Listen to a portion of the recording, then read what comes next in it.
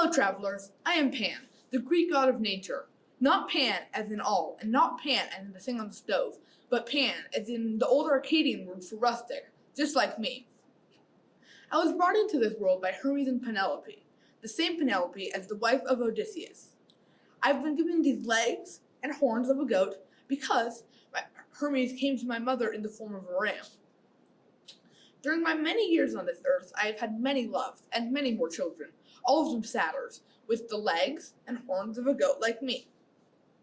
One of my loves was the wonderful nymph Syrinx. One day I was in the fields when I spied the fair nymph lounging by the stream. Now, I called to her, but she rose and fled from me. And I am a fast god, being half goat and all, but nymphs have always been trained since the dawn of time to run fast as to escape from kind suitors such as me. Now, back to the story. As I pursued her, I heard her muttering as she prayed to the gods for protection. Then, before my very eyes, she ran to the riverbanks and became a bunch of reeds. I was devastated at this, and I went to her and wept, but she called to me and told me to gather 5 of her stalks, cut them to different lengths, and make music. That was the invention of my panpipes. I guess I inherited a knack for making instruments from my father Hermes.